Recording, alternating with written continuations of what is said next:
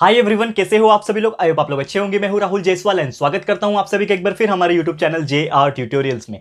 Friends, आज again आपके सामने मोस्ट इंपॉर्टेंट ज्योग्राफी का लेक्चर वीडियो लेकर आ गया दोस्तों, जिसमें आज हम लोग पढ़ने वाले हैं हमारे 9th स्टैंडर्ड के लिए ज्योग्राफी सब्जेक्ट का जो हमारा चैप्टर चल रहा था दोस्तों, जिसका नाम है चैप्टर नंबर 2 एंडोजेनेटिक मूवमेंट्स। आज हम इस पर्टिकुलर चैप्टर का लेक्चर नंबर 2 आपके लिए लेकर आ गए हैं, जो कि अगेन एक बहुत ही ज्यादा इंपॉर्टेंट लेक्चर वीडियो होने वाला है। तो दोस्तों, आपको याद दिला दूं कि जस्ट इसके पहले हमने ये चैप्टर की शुरुआत की थी, लेक्चर नंबर 1 देखा था, और उसमें मैंने आपको कुछ डिटेल्स में मैंने आपको चीजें बताई थी कि अंदर की मूवमेंट्स किस प्रकार होती है, जिसको हम लोग एंडोजेनेटिक मूवमेंट्स बोलते हैं, ठीक है ना। और अर्थक्वेक, वोल्केनिक इरप्शन, इसके बारे में बताया था, और आपको बहुत सारी चीजें बताई थी क्लासिफिकेशन के माध्यम से कि कैसे स्लो मूवमेंट होता है, सडन मूवमेंट होता है, फिर हमारा ओशियनिक मूवमेंट होता है, डायरेक्शन के हिसाब से, लैंडफॉर्म्स के हिसाब से अलग अलग तरीके से मूवमेंट होते हैं। तो वो सब चीज ऑलरेडी डिस्कस किया था, और आज जो हमारा सेकंड लेक्चर है इसमें हम डिस्कस करेंगे कि ये जो स्लो मूवमेंट है ये किस प्रकार होता है। ये स्लो मूवमेंट के वजह से कौन कौन सी चीजें होती हैं, जो कि आपको डायग्राम भी यहां पे मेंशन दिख रहा होगा, उसके हिसाब से हम एक्सप्लेन करने की कोशिश करेंगे। आपको बहुत अच्छे से समझ में आ जाएगा, तो वीडियो आपको एंड तक देखना होगा। अगर आपने एक बार वीडियो अच्छे से एंड तक देख लिया तो डेफिनेटली, ट्रस्ट मी दोस्तों, बहुत ही अच्छे से आपको ये टॉपिक क्लियर हो जाएगा, ठीक है। तो वीडियो को एंड तक जरूर से देख लेना, और साथ ही में साइंस और मैथ्स का जो जितने भी आपके चैप्टर्स है आपके महाराष्ट्र बोर्ड के सिलेबस के हिसाब से, जो भी स्टैंडर्ड में हो आप लोग, तो टोटली हमने कंप्लीट करके वीडियोस को अपलोड करके रखा हुआ है लेक्चर बाय लेक्चर। तो आपको अगर देखना है तो आप प्लेलिस्ट में जाके चेक कर सकते हो। हर चैप्टर्स के, हर एक सब्जेक्ट्स के आपको वीडियो देखने मिल जाएंगे, चाहे वो पूरे साइंस हो, पूरे मैथ्स हो, हिस्ट्री हो, ज्योग्राफी हो, इंग्लिश ग्रामर हो, एंड उसके अलावा भी अलग अलग ट्रिक्स के वीडियोस भी हमने डाले हुए हैं। तो प्लीज एक बार प्लेलिस्ट चेक कर लेना, आपको बहुत ही ज्यादा यूजफुल होने वाला है। साथ ही में जो हमारा सेकंड चैनल है यूट्यूब पे, जिसका नाम है JR टॉक्स, उसमें हम आपके लिए करियर गाइडेंस के वीडियोस डालते हैं कि अगर आप फ्यूचर में लाइक CA बनना चाहते हो, IAS IPS बनना चाहते हो, डॉक्टर बनना चाहते हो, इंजीनियर बनना चाहते हो, तो किस प्रकार से आपको पढ़ाई करनी है और किस तरीके से आपको आगे जाना है ताकि आप वो करियर बना सको, तो वो वीडियोस वो वाले चैनल पे हम डालते हैं ताकि आपको हेल्प हो जाए आपके करियर में आगे बढ़ने के लिए। तो जरूर चेक कर लेना, चैनल पे सब्सक्राइब नहीं किया होगा तो कर लेना जरूर से, ठीक है। और साथ ही में आप मुझसे बातें करना चाहते हो, कुछ चीजें पूछना चाहते हो, चैट करना चाहते हो, तो मुझे इंस्टा पे भी फॉलो कर सकते हो, लिंक आपको डिस्क्रिप्शन में मिल जाएगा। तो चलिए शुरुआत करते हैं आज के इस वीडियो की, जो कि है हमारा एंडोजेनिक मूवमेंट का लेक्चर नंबर 2। तो आज जो हमारा सबसे पहला जो टॉपिक है उसका हेडिंग डाल देते हैं हम लोग, जो कि है स्लो मूवमेंट्स। स्लो मूवमेंट्स, याद होगा आप लोगों को कि मैंने एक चीज आपको बताया था प्रीवियस लेक्चर में ही, लेक्चर नंबर 1 में ही बताया था कि स्लो मूवमेंट्स मतलब ऐसे मूवमेंट्स होते हैं कि जो हमारा अर्थ का जो लेयर होता है अंदर की तरफ से, वो क्या होता है, धीरे धीरे इंटरनली मूव होता रहता है। इसीलिए तो ये चैप्टर का नाम एंडोजेनेटिक मूवमेंट है ना, यानी कि अंदर की तरफ से जो internal structure of the earth, जो इंटरनल सरफेस प्रेजेंट है हमारे पृथ्वी के अंदर, वो धीरे धीरे कहीं ना कहीं सरकती थी। एक टाइम ऐसा था कुछ ज्यादा ही सरकती थी, आज एक टाइम है कि काफी ज्यादा स्लो हो चुका है, लेकिन वो जो मूवमेंट हो रहा था वो कहीं ना कहीं एक स्लो मूवमेंट था। यानी कि आज भी कहीं ना कहीं हमारी जो पृथ्वी है उसके जो लेयर्स है वो धीरे धीरे सरक रहे हैं और कहीं अलग अलग जगह पे जा रहे हैं, लेकिन वो इतने स्लो है कि उसको मतलब लाख साल, करोड़ साल लग जाएंगे एक जगह से दूसरी जगह फर्क दिखाने के लिए। इतने स्लो होते हैं, ठीक है ना। माइनर सा फर्क होता है जो कि हम लोग नॉर्मल 1 साल में, 2 साल में भी पता नहीं पाएंगे कि कितना चेंज हुआ है। समझ में आ रहा है दोस्तों। तो ये चीज जो मूवमेंट होता है उसको हम लोग इंटरनल मूवमेंट और स्लो मूवमेंट बोलते हैं। अब ये जो स्लो मूवमेंट होते हैं वो 3 हिसाब से होते हैं। पहले अगर मैं बात करूं इफेक्ट क्या हो सकता है, तो सबसे पहला इफेक्ट जो हो सकता है वो होता है direction of the wave movement, यानी कि जो भी वेव से जो पर्टिकुलर अर्थ का जो मूवमेंट हो रहा है, जो अंदर के स्ट्रक्चर का जो मूवमेंट हो रहा है, वो वेव के हिसाब से जो मूवमेंट कर रहा है, वो 2 चीज में हो सकता है। एक हो सकता है कॉम्प्रेशन, दूसरा होता है टेंशन। कॉम्प्रेशन मतलब क्या होता है, यानी कि समझ लो कि एक जमीन इधर से आ रही है, एक जमीन इधर से आ रही है, एंड दोनों आपस में क्या कर रहे हैं, कॉम्प्रेस कर रहे हैं, दोनों ही एक दूसरे को दबा रहे हैं। समझ में आ रहा है, यानी कि एक तरीके से यहां से भी प्रेशर लग रहा है और एक यहां से भी प्रेशर लग रहा है, तो दोनों ही एक जगह से जब प्रेशर लगेगा तो इसको हम लोग क्या बोलते हैं, कॉम्प्रेशन।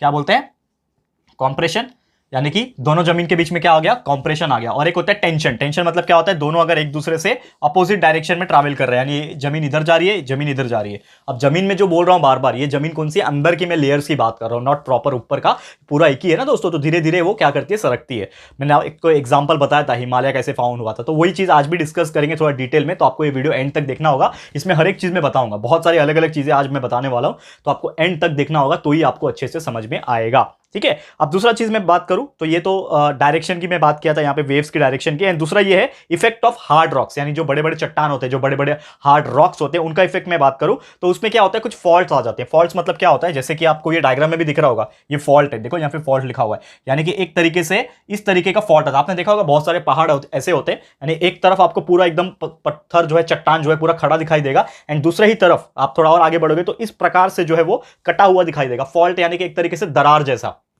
फॉल्टी बोलते हैं ना, एक ही शेप नहीं रहेगा, एक तरीके से इसका शेप जो है ऐसा फॉल्टी रहेगा, तो इसको हम लोग बोलते हैं फॉल्ट। और ये ज्यादातर ब्लॉक माउंटेन्स में देखा जाता है। मैं बताऊंगा आपको, इसके ऊपर टॉपिक भी है ब्लॉक माउंटेन्स जो आप पढ़ना है आज हमें, तो वो सब चीज हो गया। तो यानी कि दूसरा तरीका, रॉक में अगर मूवमेंट हो रहा है तो इस प्रकार फॉल्टी चीजें अकर हो सकती है, इनका शेप जो है वो फॉल्टी हो सकता है, ये चीज आपको ध्यान में रखना है, ठीक है। एंड दूसरा है इफेक्ट ऑफ सॉफ्ट रॉक, यानी कि जो थोड़े स्मूथ पत्थर होते हैं, जो थोड़े सॉफ्ट रॉक होते हैं ना, इनका भी एक इफेक्ट है, तो उनमें क्या होता है, फोल्डिंग्स आ जाते हैं इस प्रकार। ये दिख रहा है फोल्डिंग्स, यानी कि इस तरफ से भी दबाव आ रहा है, कंप्रेशन, इस प्रकार से भी दबाव आ रहा है, तो यहां से भी दबाव आ रहा है, यहां से भी दबाव आ रहा है, तो आपका जो भी लेयर होगा जमीन का वो धीरे से बीच में से क्या हो जाएगा, उठ जाएगा, फोल्डिंग्स जैसे आ जाएंगे, ठीक है ना। इसका डायग्राम भी आपको मैं बीच में दिखाऊंगा कि जब ये टॉपिक आएगा तो उसका डायग्राम जो है रियल में कैसा दिखता है वो भी आपको मैं दिखाऊंगा, तो ध्यान से देख लेना, ठीक है। तो ये होता है फोल्डिंग्स, तो ये सब चीज है, ठीक है, जो हमें डिस्कस करना है। लेकिन ये सबसे बेसिक चीज कंसेप्चुअल नॉलेज के हिसाब से मैंने आपको बता दिया, और पहले लेक्चर में भी बहुत सारी चीजें डिस्कस की थी, तो आपको ये चीज समझ में आ गया होगा। अब आते हैं जो मेन मुद्दा है, जो आज का लेक्चर में हमें मेन मुद्दा जो पढ़ना है, उसमें जो सबसे पहला जो टॉपिक है दोस्तों वो है स्लो मूवमेंट के अंदर, जो स्लो मूवमेंट हमारा मेन टॉपिक है, स्लो मूवमेंट के अंदर बहुत सारी चीजें हमें पढ़नी है। तो सबसे पहला जो चीज हमें पढ़ना है वो है दोस्तों माउंटेन बिल्डिंग मूवमेंट्स, यानी कि जब स्लोली मूवमेंट होता है हमारे लेयर्स का, हमारे अर्थ क्रस्ट का, ठीक है ना, ये जो लेयर्स का जो मूवमेंट होता है दोस्तों, ये जो मूवमेंट्स है ना वो माउंटेन्स बिल्ड करने में हेल्प करते हैं। जैसे कि आपको पता है कि दुनिया में जितने भी पहाड़ है वो क्या डायरेक्टली पैदा हो गए क्या, यानी कि पहाड़ डायरेक्टली बन के आ गए क्या, नहीं, एक तरीके से उसके अंदर मूवमेंट हो रहा था। हमारे जो पृथ्वी के जो अलग अलग जगह के जो लेयर्स थे, अलग अलग कॉन्टिनेंट्स होंगे, अलग अलग कंट्रीज होंगे, अलग अलग टुकड़े होंगे, समझ लो जमीन के टुकड़े होंगे, वो धीरे धीरे कहीं ना कहीं सरकते जा रहे थे, मूव होते जा रहे थे। एंड जब जाके वो मूव हो रहे थे तब जाके धीरे धीरे जहां पे वो मिले होंगे तो वहां पे पहाड़ डेवलप हुआ रहेगा, माउंटेन्स, प्लेट्यूज, हिल्स डेवलप हुए रहेंगे। तो वही सब चीज हम डिस्कस करेंगे। तो हमारा जो मेन टॉपिक है आज का स्लो मूवमेंट्स के अंदर, सबसे पहला जो मैं बात करूंगा वो है दोस्तों माउंटेन बिल्डिंग मूवमेंट, ठीक है, ध्यान से देखना, माउंटेन बिल्डिंग मूवमेंट्स, क्लियर है। माउंटेन बिल्डिंग मूवमेंट्स इस टॉपिक का नाम है, और ये माउंटेन बिल्डिंग मूवमेंट्स को ही एक और नाम से जाना जाता है जिसको हम लोग बोलते हैं ओरोजेनिक। क्या बोलते हैं, ध्यान में रखना, ओरोजेनिक, ठीक है, ओरोजेनिक मूवमेंट बोल सकते हैं, माउंटेन बिल्डिंग मूवमेंट। अब होता क्या है माउंटेन बिल्डिंग मूवमेंट्स में, नॉर्मली हम बात करें तो यहां पे एक डायग्राम के थ्रू आपको मैं समझाने की भी कोशिश करूंगा, ये फोल्डिंग का जब आएगा। लेकिन एक चीज समझ लो कि यार, समझ लो एक यहां से एक जमीन का टुकड़ा है, ठीक है ना, यहां से एक जमीन का टुकड़ा आ रहा है और यहां से एक जमीन का टुकड़ा आ रहा है। तो ये जब दोनों इधर, ये इधर जा रहा है, ये इधर जा रहा है, तो जब ये दोनों आपस में टकराएंगे, मतलब बहुत स्लोली टकराएंगे, ऐसा नहीं बोल रहा हूं बहुत धमाके जोर से टकराएंगे, तो जोर से टकराएंगे तो फट जाएंगे, ब्लास्ट हो जाएंगे, लेकिन एकदम धीरे धीरे आ रहा है, समझ लो एकदम धीरे धीरे आ रहा है। तो समझ लो ये मूव करते करते क्या हो जाएगा, यहां तक जब आ जाएगा, मूव करते करते जब ये जो है यहां तक आ गया, तो जब ये दोनों आपस में टकराएंगे, वो बहुत ही स्लोली टकराएंगे, बहुत ही स्लोली जो है जब टकराएंगे तो होगा ये कि उनके अंदर क्या हो जाएगा, जो जहां पे वो टकराएंगे, देखो अभी मेरा हाथ देखो, यहां पे मैं बताने की कोशिश कर रहा हूं, ठीक है, जस्ट एक इमेजिनेशन सिचुएशन में आपको डाल रहा हूं कि हाथ दो है दोस्तों मेरा धीरे धीरे आगे बढ़ रहा है, ठीक है। मार्कर को मैं साइड कर देता हूं, चलो यहां पे बाजू में रख दिया मैंने, यहां पे अब ये जो हाथ देखो मेरा यहां पे धीरे धीरे धीरे धीरे धीरे धीरे आ रहे, तो जब ये धीरे धीरे इसकी तरफ आ रहे हैं, दिख रहा है आपको, दिख रहा है, मैं साइड करने की कोशिश कर रहा हूं, ये जब आ रहे हैं, जब ये टकराएंगे, तो जहां पे जब वो टकराएंगे ना, तो टकराने के बाद जो बीच का पोर्शन है थोड़ा उठ जाएगा, बीच का पोर्शन जो है थोड़ा सा उठ जाएगा।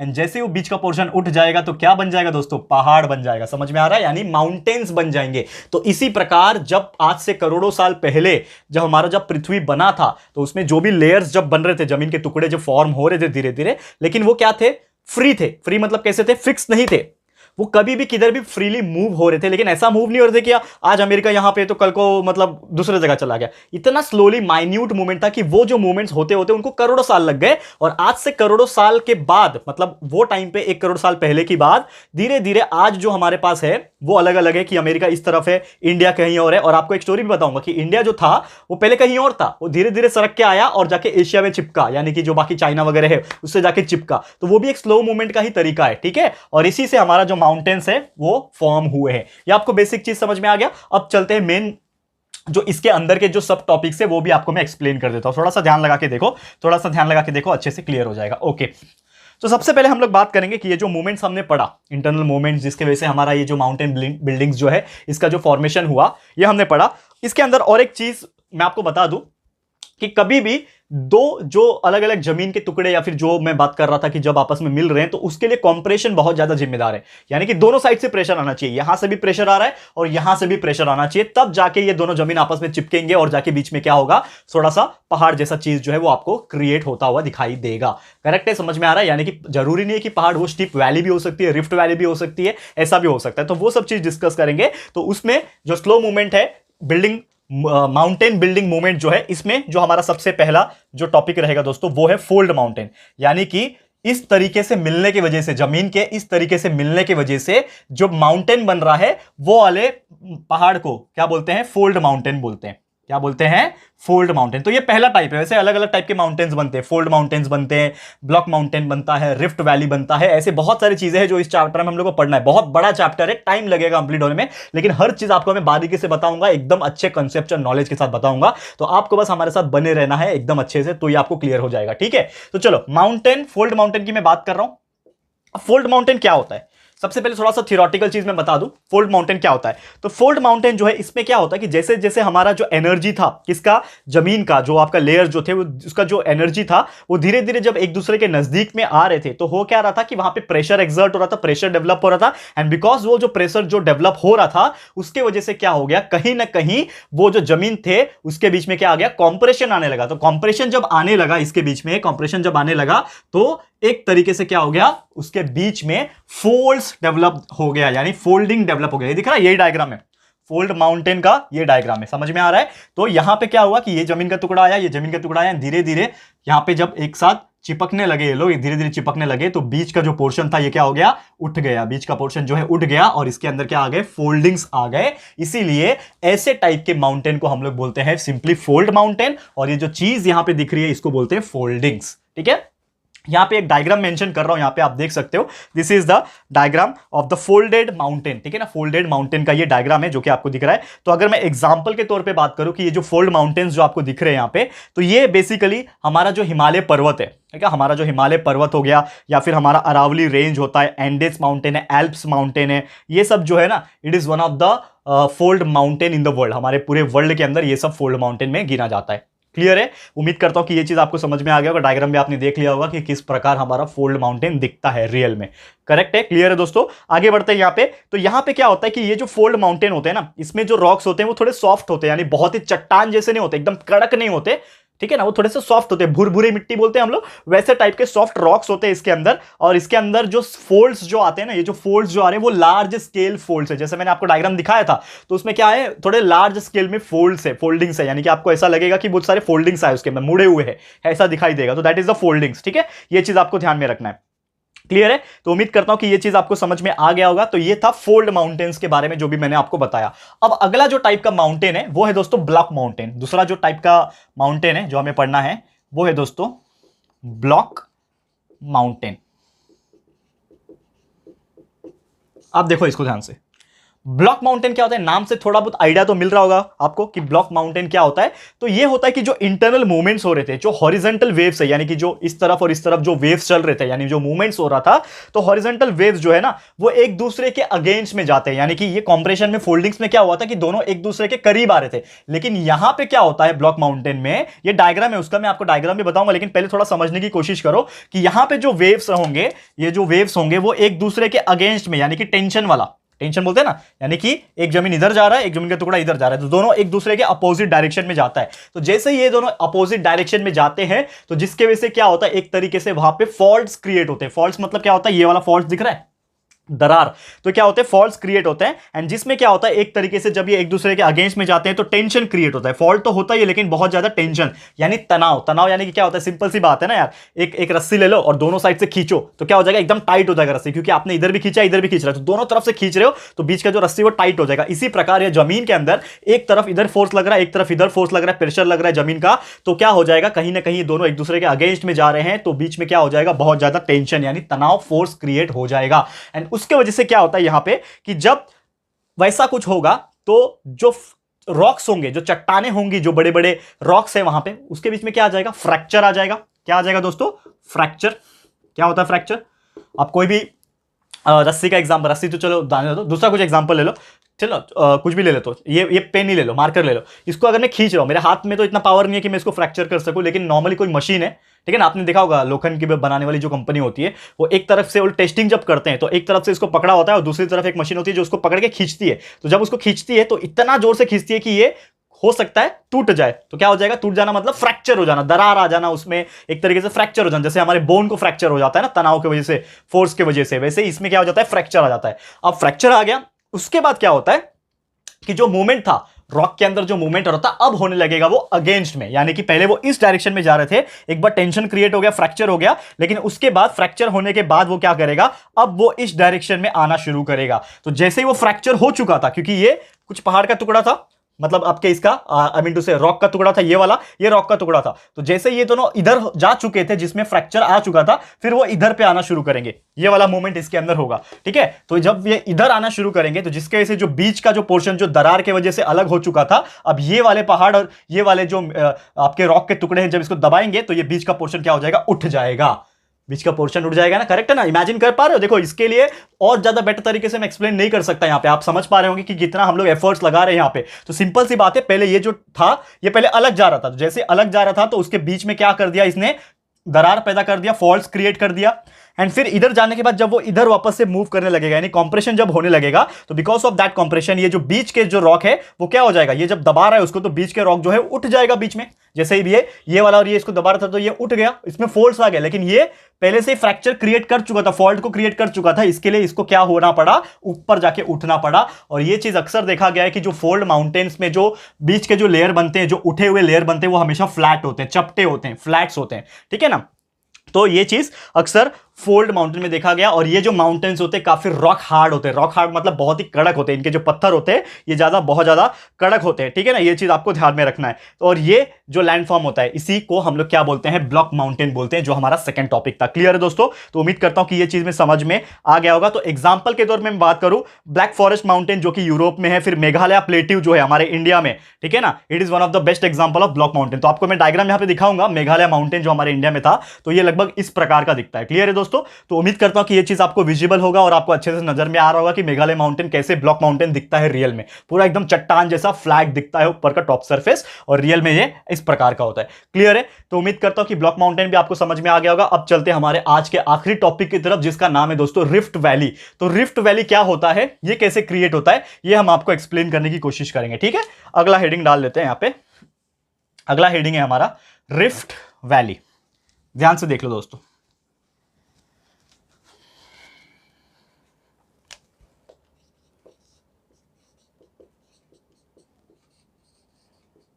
रिफ्ट वैली, ये हमारा तीसरा टॉपिक है, रिफ्ट वैली। ओके, तो रिफ्ट वैली का ये डायग्राम है, ये फर्स्ट वाले का था, ये सेकंड वाले का डायग्राम है, ठीक है ना, ये वाला जो डायग्राम है वो हमारा सेकंड वाले का डायग्राम है, और ये वाला हमारा थर्ड वाला यानी रिफ्ट वैली का डायग्राम है। तो this is the rift valley diagram. तो इसमें आप एक चीज नजर डाल रहे होंगे, बेसिकली देख के नजर डाल रहे होंगे कि यहां पे जो ब्लॉक में उठा हुआ था ये नीचे गया हुआ है, यानी कि बीच का जो पोर्शन है वो दब गया है, नीचे की तरफ चला गया है, एंड इसी में से फ्लो होती है नदियां।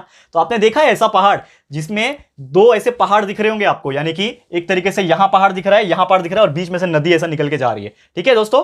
क्लियर है, तो वैसा जो टाइप का होता है वो रिफ्ट वैली होता है। तो पहले मैं थ्योरेटिकल चीज बात कर लेता हूं, फिर आपको मैं डायग्राम भी दिखाऊंगा कि रियल में रिफ्ट वैली दिखता कैसे। तो रिफ्ट वैली की अगर मैं बात करूं तो यहां पे सेम वही चीज होता है, फ्रैक्चर्स डेवलप हो जाते हैं, जैसे आपने देखा ये फॉल्ट्स है, तो जब दो जो लेयर्स है रॉक के, जब उसके अंदर जब फ्रैक्चर डेवलप हो जाता है ड्यू टू द प्रेशर, तो फ्रैक्चर डेवलप होने की वजह से ये क्या करता है, एक दूसरे के अगेंस्ट में चले जाता है, और जो बीच का पोर्शन था फ्रैक्चर होने की वजह से, अब वो क्या कर रहा है, दबा नहीं रहा है, अब उसको कंप्रेस नहीं कर रहा है कि वो उठ जाए, अब वो उसको क्या कर रहा है, टेंशन कर रहा है, यानी कि एक तरीके से अपोजिट डायरेक्शन में जा रहा है। तो जैसे वो अपोजिट डायरेक्शन में जाएगा तो जो बीच का जो फ्लैट्स जो पोर्शन था, जो रॉक था, वो क्या हो जाएगा, ड्यू टू द प्रेशर वो नीचे दब जाएगा।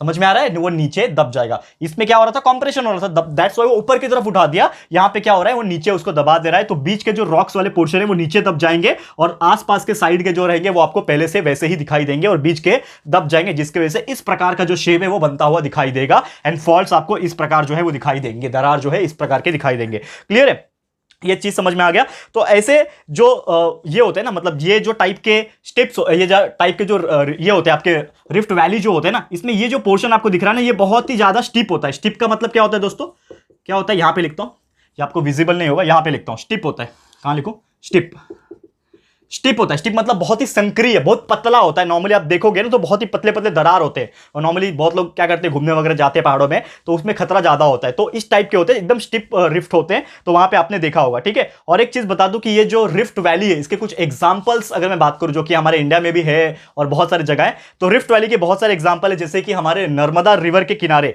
ठीक है, रिवर नर्मदा के किनारे आप देखोगे एक रिफ्ट देखोगे। फिर the great rift valley Africa में है, राइन रिवर रिफ्ट वैली जो है यूरोप में है। तो ये सब कुछ रिफ्ट है, और रियल में एग्जैक्टली कैसा दिखता है तो ये आप देख पा रहे होंगे कि हमारा जो रिफ्ट वैली है एग्जैक्टली इस प्रकार दिखता है कि बीच में दो पहाड़ है, और पहाड़ों के से बीच में से आपको वो जो नदी है या फिर जो भी रिवर होगा या फिर जो भी अलग अलग वाटर सोर्सेस होंगे वो फ्लो होते हुए दिखाई देंगे, एंड कैसे आसपास आपको दो चट्टानें दिखाई देगी। तो ये होता है रिफ्ट वैली। क्लियर है दोस्तों? तो उम्मीद करता हूं कि ये चीज आपको बहुत ही अच्छे से समझ में आ गया होगा। तो दोस्तों बस यही था हमारा आज का लेक्चर वीडियो, एंड उम्मीद करता हूं कि ये चीज आपको समझ में आ गया होगा। बहुत ही बोरिंग टॉपिक है आई नो, बट हम पूरी कोशिश कर रहे हैं कि आपको नॉलेज देने के लिए। ठीक है ना, क्योंकि देखो नॉलेज जो होता है ना, बोरिंग हो चाहे कुछ भी हो, नॉलेज लेना इंपॉर्टेंट है, क्योंकि नॉलेज ही आपको काम आएगा। ठीक है ना, जो बाकी हंसी मजाक जो चीजें हैं वो तो होती ही रहेंगी। लाइक मैं ये क्यों बोल रहा हूं, क्योंकि मैंने एक कमेंट कल पढ़ा कि सर आपका जो लेक्चर्स हो जाता है वो थोड़े बोरिंग हो जाते हैं क्योंकि आप हंसाते नहीं हो। यार मुझे एक सिंपल सा चीज बताओ, मुझे बहुत सारे लोग, मुझे पता है कि आप बुरा मान जाओगे इस चीज का, लेकिन मैं आप लोग से रिक्वेस्ट करूंगा कि दोस्तों यहाँ पे मैं आता हूं ना, यहाँ पे मैं आपको पढ़ाने के लिए आता हूं। ठीक है ना, हंसी मजाक के लिए there are so many other contents also, but मेरा जो तरीका है पढ़ाने का, ठीक है बीच बीच में मुझे जोक आता है तो मैं अनाउंस करता हूं, ऐसा नहीं है, लेकिन हर बार नहीं आएगा ना दोस्तों। हर बार थोड़ी ना मैं ये बोरिंग टॉपिक में से मैं क्या ऐसा जोक निकाल लूं, मैं फोल्डिंग माउंटेन, ब्लॉक माउंटेन और रिफ्ट वैली में ऐसा क्या जोक निकाल लूं दोस्तों? आप ही प्लीज मुझे बताओ। हो सकता है यार मेरा थोड़ा नेचर वैसा है, लेकिन मैं ये कोशिश करता हूं कि आपको मैं एकदम प्रॉपर तरीके से, डिसेंट तरीके से पढ़ा सकूं, जिसमें आपका नॉलेज इंप्रूव हो, क्योंकि मैं चाहता हूं कि आप लोग कोई अच्छे इंसान, बड़े इंसान बनो, ना कि कोई, समझ रहे हो, बाकी कोई आपको वैसा नहीं बनना है, आपको अच्छे लेवल पे जाना है, आपके अंदर एक पॉजिटिविटी होनी चाहिए। और बाकी जो हंसी मजाक है मैं पूरी कोशिश करता हूं थोड़ा सा और इंटरेस्टिंग बना के बताओ। जैसे हिस्ट्री था तो हिस्ट्री में तो हमने वो बाबर यूबर के बारे में क्या क्या थोड़ा सा जोक मार के पढ़ाया था, तो वो आपको अच्छा लगा होगा। लेकिन यार इसमें मैं क्या जोक मार सकता हूं मुझे खुद नहीं मालूम, लेकिन मैं इंप्रूव करूंगा। अगर आपको ऐसा लगता है तो थोड़ा मैं इंप्रूव करूंगा, लेकिन वक्त दे दो यार। हर चीज हम ही पढ़ाते हैं, साइंस, मैथ्स, इंग्लिश, ग्रामर, बाकी चीजें हैं, ये भी हिस्ट्री, ज्योग्राफी, पॉलिटिकल साइंस, सब चीजें मैं ही कर रहा हूं, तो थोड़ा सा चेंज होने में भी टाइम लगता है ना उसके हिसाब से। तो प्लीज सपोर्ट करते रहना और हर चीज आपको समझ के लेना। तो अगर थोड़ा भी बुरा लगा होगा तो प्लीज माफ भी कर देना। बहुत सारे जो ऐसे लोग हैं, जो स्टूडेंट्स हैं, मुझे दिल से चाहते हैं, सपोर्ट करते हैं, तो वो लोग को कोई फर्क नहीं पड़ेगा। लेकिन कुछ ऐसे भी हैं दोस्तों जो लोग कुछ कमेंट्स करते हैं, ऐसा तो मुझे बहुत ही पर्सनली बुरा फील भी होता है कभी कभी, लेकिन यार उसको हम लोग कंसीडर करेंगे तो फिर आगे काम कैसे करेंगे। तो आप लोग को बस सपोर्ट करते रहना, जितने भी प्यारे दोस्त हैं, एंड जो जिन्होंने सजेशन दिया हमें कि यार सर आप ऐसा कुछ कर सकते हो अच्छा जोक वगैरह मार के, तो वो भी करने की कोशिश करूंगा, पूरी करूंगा। लेकिन थोड़ा सा सपोर्ट करो और थोड़ा सा पेशेंस रखो। Definitely I will try my level best to teach you in that possible way, so that आपको और ज्यादा थोड़ा सा मजा आने लगे। ठीक है ना दोस्तों, तो वो करेंगे यार। मेरा भी नेचर हंसी मजाक वाला ही है, लेकिन टॉपिक ही वैसा है तो क्या कर सकते हैं। ठीक है, समझ में आ रहा है? तो इसी के साथ हमारा आज का जो लेक्चर है वो समाप्त करता हूं। उम्मीद करता हूं कि ये जो टॉपिक है हमारा, जिसमें हमने हर चीज आपको बता दिया, चाहे वो माउंटेन बिल्डिंग मूवमेंट्स हो, धीरे धीरे कैसे मूव होता है हर चीज, जिसके वजह से फोल्ड माउंटेन बनते हैं, ब्लॉक माउंटेन बनते हैं और रिफ्ट वैली बनती है, ये सब चीज मैंने क्लियर करा दिया। उम्मीद करता हूं